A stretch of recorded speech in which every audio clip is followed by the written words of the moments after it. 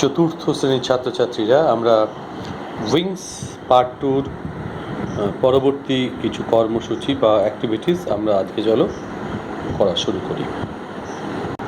Page number 79, page number 79 খুলে নাও। Activity 5 দিয়ে আমরা শুরু করব আজকে। পেজ নাম্বার 79-এর অ্যাক্টিভিটি 5-এ কী বলা হচ্ছে? ফিল ইন দ্য ব্ল্যাঙ্কস, অর্থাৎ শূন্যস্থান পূরণ করো। কি করে?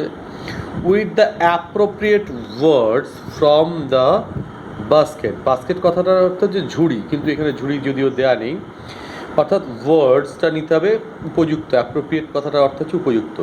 তাহলে উপযুক্ত শব্দ নিয়ে শূন্যস্থান পূরণ করতে হবে। আমি শব্দগুলো কোথায় পাবো? বাস্কেটে।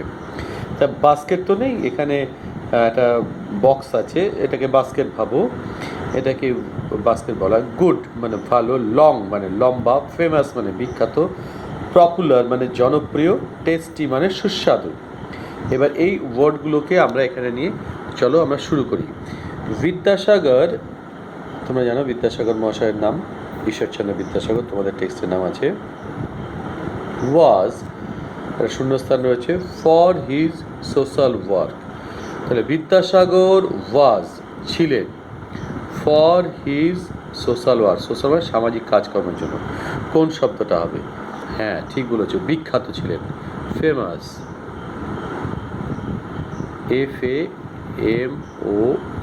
FAMOUS, ফেমাস, বিখ্যাত।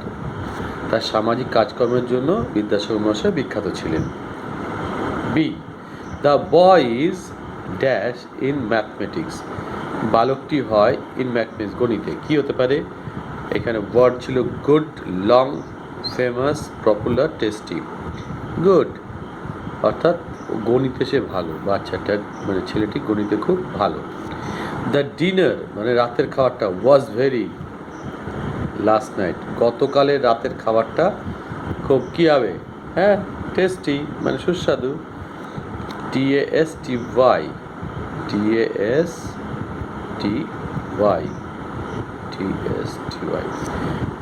কাবুলিওয়ালা, এটা একটা গল্পের নাম, রবীন্দ্রনাথ ঠাকুরের লেখা একটা গল্পের নাম। কাবুলিওয়ালা ইজ একটা শর্ট স্টোরি, ছোট গল্প, বাই রবীন্দ্রনাথ টেগর, রবীন্দ্রনাথ ঠাকুরের লেখা একটা ছোট গল্প। কাবুলিওয়ালা কি? ফেমাস নয়, সেটা হচ্ছে পপুলার, অর্থাৎ জনপ্রিয়, খুবই জনপ্রিয়, অর্থাৎ সবাই যেটাকে পছন্দ করে সেটাকে জনপ্রিয় বলে। Popular,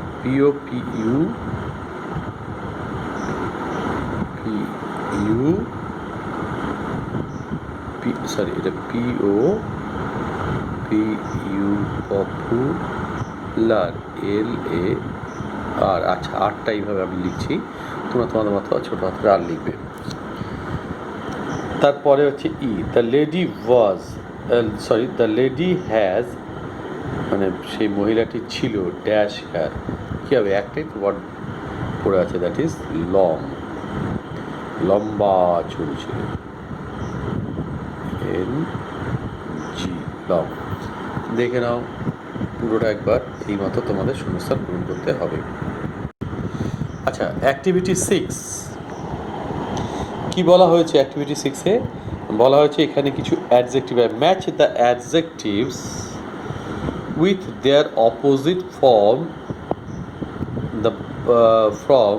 the basket, one is done for you. মানে এখানে এই যে বাস্কেটটা, এখানে কতগুলো অ্যাডজেক্টিভস মানে নাউনের যে গুণাগুণ, দোষ, মানুষের বা কোনো বিষয়ের যে দোষ, গুণ, সংখ্যা, ভালো মন্দ ইত্যাদি, সেরকম শব্দ যেগুলো প্রকাশ করে আমরা জানি, সেটা জেনেছি, সেটা হচ্ছে অ্যাডজেক্টিভ। সে এরকম অ্যাডজেক্টিভ কিছু শব্দ দেওয়া আছে, কিন্তু মনে রাখবে একটা শব্দের বিপরীতটাও এখানে দেওয়া আছে। যেমন ধরো এই যে একটা যেটা করা আছে গুড, তার উল্টোটা ব্যাড, খারাপ, দেখো এখানেও দেওয়া আছে। সেরকম একটা ওয়ার্ড এখান থেকে লিখতে হবে, ম্যাচ দ্য অ্যাডজেক্টিভস, অর্থাৎ বিশেষণগুলোকে মেলাতে হবে উইথ দ্যার অপোজিট, তাদের বিপরীত শব্দের সঙ্গে, ফ্রম দ্য বাস্কেট, অর্থাৎ এই যে বাস্কেটের মধ্যে যেটা আছে সেটার সঙ্গে নিয়ে মেলাতে হবে। একটা তো one is done for you, মানে একটা তোমাদের জন্য করে দেওয়া হলো, এই একটা করে দেওয়া আছে গুড, তার অপোজিট ব্যাড। বাকি তিনটে যে থাকলো তার অপোজিট কী হবে? আমি পরপর ওয়ার্ডগুলো লিখে তারপর তার অপোজিটগুলো লিখে তোমাদেরকে দেখাচ্ছি। এবার দেখো কিভাবে হলো। এখানে দেখো গুড, তারপরের ওয়ার্ডটা হচ্ছে পুয়োর, আমি তাই লিখলাম পুয়োর। পুয়োর মানে হচ্ছে খুব গরিব, মানে গরিব। এই যে তাহলে গরিবের অপোজিট কী হবে? ধনী। তাহলে ইংরেজিতে ধনীকে কী বলা হয়? এইখানে এই যে রিচ ওয়ার্ডটি আছে, এই রিচ মানে ধনী, RICH, রিচ। পুরো পরের ওয়ার্ডটি আছে লং, আমি লিখলাম লং। লং মানে খুব লম্বা, তার অপোজিট কী হবে? লম্বা হলে বেটে। তাহলে বেটের ইংরেজি শব্দটি হচ্ছে শর্ট, SHORT, শর্ট বা খাটো বা বেটে। SHO, এটা কিন্তু আর, তোমরা তোমাদের মতো আর লিখবে, ঠিক।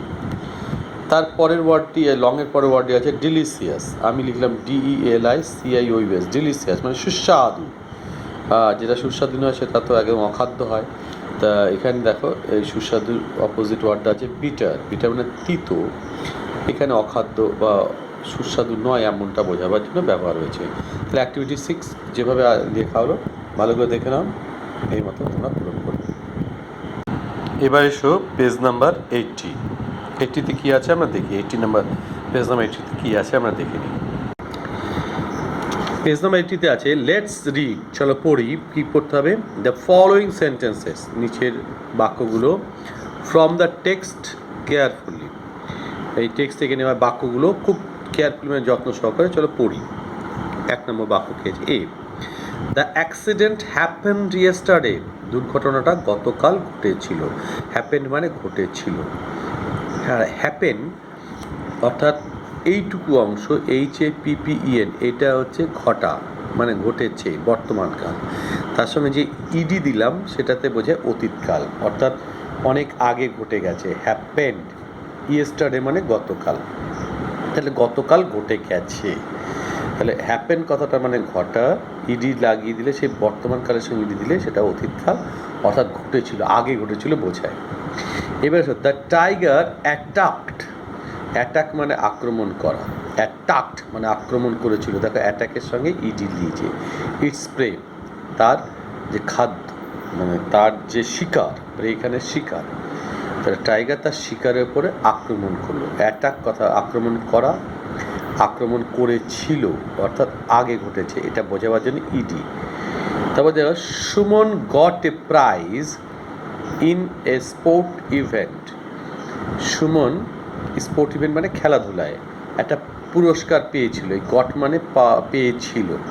দেখো এই তিনটে জিনিস অতীতকালকে বোঝাচ্ছে। এটা পাস্ট টেন্স, টেন্স মানে কাল, অর্থাৎ কোনো কাজ কোন সময়ে ঘটছে সেটা বোঝানোর জন্য যে শব্দগুলো ব্যবহার করা হয় সেগুলো টেন্সের মধ্যে পড়ে। তাহলে টেন্স অর্থাৎ ক্রিয়ার কাল, ক্রিয়া মানে হচ্ছে ডুইং ওয়ার্ডস, যে শব্দগুলো দ্বারা, ওয়ার্ডগুলো দ্বারা কোনো কিছু কাজ বোঝায় সেগুলো ডুইং ওয়ার্ডস। সেই ডুইং ওয়ার্ডসগুলো কোন সময়ে আছে আমরা জানি। সময় 3 রকম হতে পারে। একটা এই মুহূর্তে ঘটছে, সেটা বর্তমান সময় বা প্রেজেন্ট টেন্স। একটা আগে ঘটে গেছে, সেটা পাস্ট টেন্স বা অতীতকাল। আর একটা ভবিষ্যতে ঘটবে, সেটা ফিউচার টেন্স বা ভবিষ্যৎকাল। আমরা এখানে অতীতকাল অর্থাৎ যেটা আগে ঘটে গেছে সেটা কিভাবে ইংরেজিতে প্রকাশ করা তার দুটো নিয়ম নিয়ে আলোচনা করব।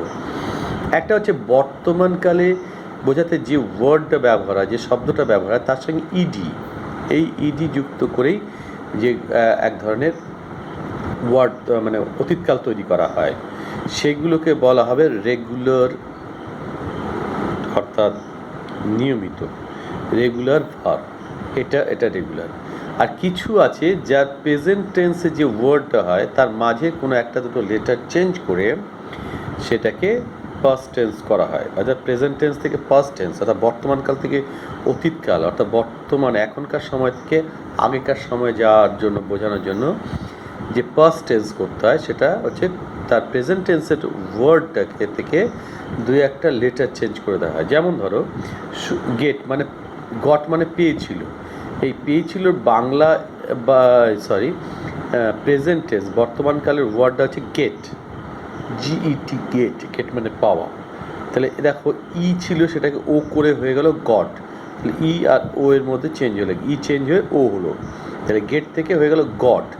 এই দ্বারা যে অতীত কাল বা পাস্ট টেন্স বোঝানো হয় সেটাকে বলা হয় ইরেগুলার ভার্ব। তাহলে পেজ নাম্বার 80-তে শুধু এরকম কিছু ইনফরমেশান দেওয়া আছে পুরো টেক্সটার মধ্যে, তোমরা এটা পড়লেই বুঝতে পারবে। আমি এটা শুধু বুঝিয়ে দিলাম যে রেগুলার আর ইরেগুলার ভার্ব বলতে কী বোঝায়। যেগুলো প্রেজেন্ট টেন্স বর্তমানকালে যে শব্দটুকু হওয়ার কথা, ওয়ার্ডটা হওয়ার কথা, বর্তমানকাল বোঝাতে যে ওয়ার্ডটা ব্যবহার হয় তার সঙ্গে ইডি যোগ করে যখন আমি অতীতকাল হয়, যেমন হ্যাপেন মানে ঘটেছিল বোঝানোর জন্য ইডি যুক্ত হয়েছে, তাহলে এটা রেগুলার। অ্যাটাক মানে আক্রমণ করা, তার সঙ্গে আক্রমণ করেছিল বোঝাতে ইডি যুক্ত করে দেওয়া হয়েছে, পাস্ট টেন্স অতীতকাল বোঝালো, অর্থাৎ আগে ঘটে গেছে শব্দটা বোঝাতে এটা ব্যবহার হচ্ছে ডুইং ওয়ার্ডসটা অর্থাৎ ভার্বটা। তাই এটা হয়ে যাবে তোমার রেগুলার। কিন্তু এখানে দেখো মাঝখানে গেট থেকে গট, অর্থাৎ একটা লেটার চেঞ্জ করে হয়েছে, এক বা একাধিক লেটার চেঞ্জ করা হতে পারে, সেটা হয়ে যাবে ইরেগুলার ভার্ব। এবার আমরা চলে যাই অ্যাক্টিভিটি 7-এ। দেখো অ্যাক্টিভিটি 7 কী করতে বলা হয়েছে, হচ্ছে read the passage and identify the regular and irregular verbs. অর্থাৎ রেগুলার মানে ইডি যুক্ত এই যে ভার্বগুলো প্রেজেন্ট টেন্স থেকে পাস্ট টেন্স এসছে, আর ইরেগুলার ভার্বস কথাটার অর্থ হচ্ছে যেগুলো কোনো প্রেজেন্ট টেন্সের যে ভার্বের যে ওয়ার্ডটা তার থেকে দু একটা লেটার চেঞ্জ হয়ে এসেছে। Write them in the appropriate column in the boxes. এই যে নিচে যে কলামটা করে দেওয়া হচ্ছে এটা রেগুলার ভার্ব। দেখা একটা করে দিয়েছে প্রমোটেড, প্রমোট উত্তীর্ণ হওয়া, PROMOT তার সঙ্গে ইডি যুক্ত প্রমোটেড। ইরেগুলার ভার্বের একটা উদাহরণ দিয়েছে গট, তোমরা এটা আগেই পেয়েছিলে, গেট থেকে গট, একটা লেটার চেঞ্জ হয়ে গেছে। এবার এসে আমরা এটা পড়ে দেখিনি কী হতে পারে। তিস্তা একটা মেন নাম, এখানটায় যদিও একটা নদীর নাম তিস্তা বোঝায়, কিন্তু এখানে মেন নাম। ইজ প্রমোটেড উত্তীর্ণ হয়েছিল বা উত্তীর্ণ হয় কীভাবে, টু ক্লাস 2 দ্বিতীয় শ্রেণীতে দিস ইয়ার এই বছর তিস্তা দ্বিতীয় শ্রেণীতে উত্তীর্ণ হয়। শি স্টাডিড, দেখো স্টাডি বানানটা STUDY, দেখ আইটা একটা বিশেষ নিয়মে পরিবর্তন হয়, সেটা পরে জানবে। তাহলে স্টাডি তার সঙ্গে ইডি যুক্ত হয়েছে, তাহলে আমরা এটাকে বলতে পারি রেগুলার। তাহলে চলো রেগুলার ভাবে কলামে আমরা লিখি স্টাডিড, STUDIED, স্টাডিড, এটা রেগুলার ভার্বের মধ্যে পড়ছে। হার্ড, স্টাডিড হার্ড মানে কঠোরভাবে পড়া, অ্যান্ড স্কোর্ড, স্কোর থেকে হয়ে গেল স্কোর্ড, SCORED, স্কোর্ড। এই স্কোর্ড এই ওয়ার্ডটিতে ইডি যুক্ত হয়েছে, তাই এটিও হয়ে যাবে তোমার রেগুলার ভার্বের একটি উদাহরণ। তাহলে আমরা এটা লিখব রেগুলার ভার্বের মধ্যে SCORED, SCORED, এটা আর, হ্যাঁ তোমরা তো মতো লিখো, এটাও কিন্তু কার্সিভে আর, score. Good marks in all subject, তাহলে হি স্টাডিড হার্ড, সে কঠোর পরিশ্রম করে মানে পড়ালেখা করেছিল কঠোরভাবে, অ্যান্ড স্কোর্ড এবং নাম্বার পেয়েছিল বা খুব ভালো লাভ করেছিল, গুড মার্কস খুব ভালো নাম্বার, ইন অল সাবজেক্ট সমস্ত বিষয়। শি গট, দেখো গটটা একটা ইরেগুলার ভার্ব, সেটা অলরেডি এখানে লেখা রয়েছে। হার্টি সাপোর্ট আন্তরিক সমর্থন, হার্ট থেকে হার্টি সাপোর্ট মানে সমর্থন, সে তার আন্তরিক সমর্থন পেয়েছিল কার থেকে, ফ্রম হার টিচার্স, তার শিক্ষকদের কাছ থেকে। হার প্যারেন্টস তার পিতামাতা ওয়ার অলসো হ্যাপি খুব খুশি হয়েছিল, উইথ হার রেজাল্ট তার এই যে ফলাফল হয়েছে তাতে খুব খুশি হয়েছিল। এইবার কি বলছে, হার আঙ্কেল গেভ দিয়েছিল, এটা তো একটা ডুইং ওয়ার্ড। এই গেভটা এসছে গিভ থেকে, GIVE, এই আয়ের জায়গায় এ করে অতীতকাল দিয়েছিল অর্থাৎ পাস্ট টেন্স করা হয়েছে। আর স্টোরি বুক, তাহলে তার আঙ্কেল মানে কাকা গেভ আর তাকে দিয়েছিল স্টোরি বুক একটা গল্পের বই, অ্যাজ এ গিফট উপহার হিসাবে। তাহলে আমরা এখানে লিখতে পারি গেভ কিন্তু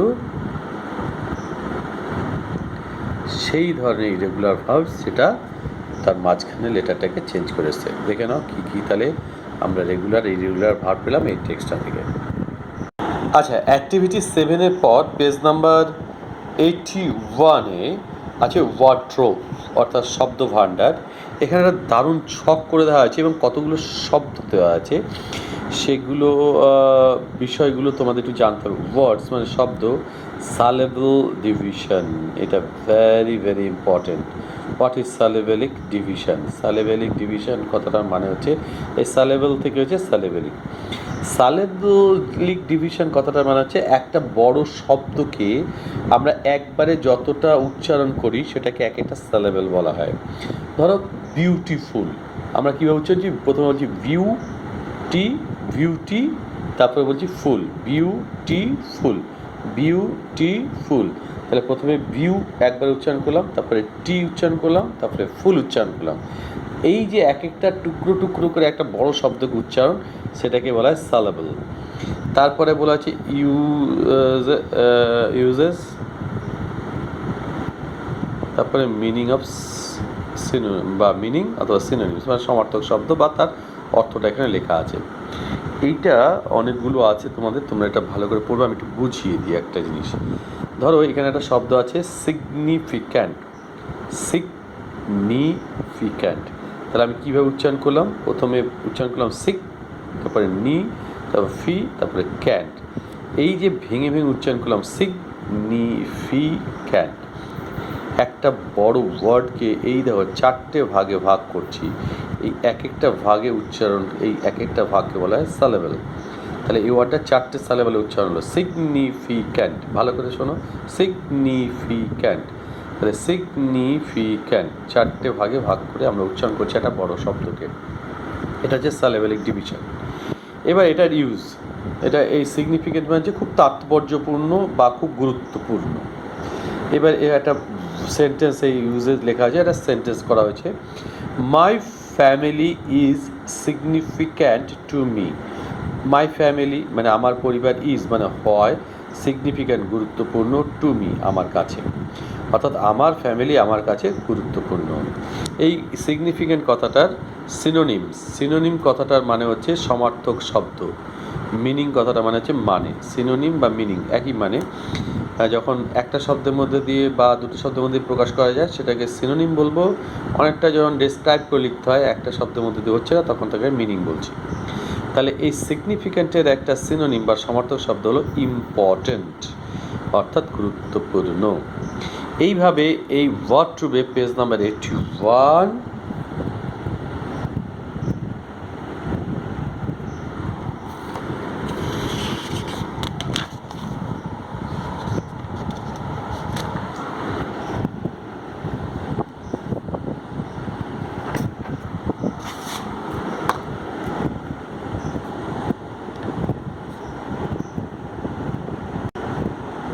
81 থেকে শুরু করে 83 পর্যন্ত যে ওয়ার্ডগুলো আছে, এই ওয়ার্ডগুলো তোমরা পড়বে, তার উচ্চারণ তোমাদের দেওয়া আছে, সেই মতো সেই উচ্চারণগুলো এবং সেলেবলগুলো ভাঙা রয়েছে।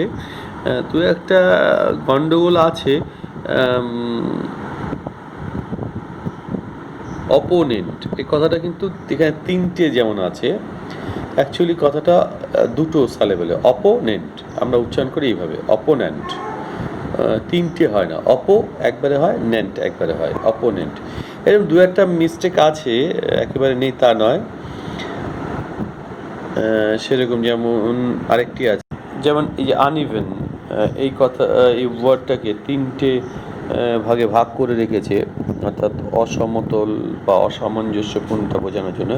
এটা কিন্তু দুটো সালেবেল হওয়ার কথা, আনইভেন, আন তার সঙ্গে ইভেনটা একবারে ওয়ার্ড হয়, ইভেন এইভাবে ভাঙি না আমরা। এরকম দু একটা মিস্টেক আছে। যাই হোক, তোমরা তবু এই পুরো ওয়ার্ডট্রোবটাকে যেভাবে তোমাদের বইতে আছে সেভাবে তোমরা পড়ে রাখবে। তাহলে 81, 82 এবং 83 অর্থাৎ 81, 82, 83 পাতা এটা কমপ্লিট করে রাখবে। পরবর্তী দিনে আমরা এর পরের অ্যাক্টিভিটিগুলো। সবাই ভালো থাকো, শুভরাত্রি।